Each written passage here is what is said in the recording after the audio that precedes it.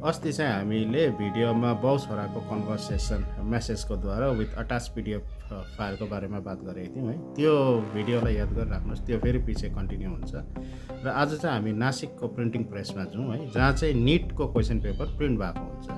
त्यो प्रिन्टिङ प्रेसको एकजना स्टाफ पनि यो ऱ्याकेटमा इन्भल्भ भएको हुन्छ र त्यसले चाहिँ के गर्छ भने हाई डेफिनेसन स्क्यानरले चाहिँ त्यो त्यहाँ क्वेसन पेपर जो चाहिँ प्रिन्ट भएको हुन्छ त्यसलाई स्क्यान गर्छ। उसले मोबाइल युज गर्दैन, किनभने मोबाइलबाट चाहिँ पछि इन्भेस्टिगेसनमा छिटो ट्र्याक हुन्छ भनेर। र यिनीहरूले फेरि एउटा स्याडो सर्भर बनाएको हुन्छ जो चाहिँ नासिकदेखि बाहिर हुन्छ र उसले चाहिँ त्यो सर्भरमा चाहिँ पठाउँछ। त्यो स्याडो सर्भर पनि इन्भेस्टिगेसनमा त्यति छिटो ट्र्याक चाहिँ नहुने हुन्छ है। हेर्नुहोस् त यिनीहरूको रेकर्ड कति अर्गनाइज रहेछ। र त्यो स्याडो सर्भरबाट त्यो क्वेसन पेपर पठाउँछ पुणेको एकजना आयुर्वेदिक डक्टरलाई। र फेरि त्यो आयुर्वेदिक डक्टरले त्यो क्वेसन पेपर पठाउँछ शुभम भन्ने मान्छे जो चाहिँ नासिकको हुन्छ।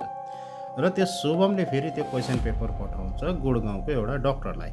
र त्यो डक्टरले चाहिँ के गर्छ भने जुन चाहिँ क्वेसन पेपर हुन्छ त्यसमा चाहिँ अरू क्वेसनसँग पनि मिक्स गर्छ। त्यो चाहिँ किन भन्दाखेरि चाहिँ इन्भेस्टिगेसन भयो भने अथवा त्यो डाउट नहोस् भनेर चाहिँ उसले चाहिँ त्यसरी त्यो क्वेसन पेपरसँग अरूको धेरैवटा क्वेसनहरू पनि मिक्स गर्छ।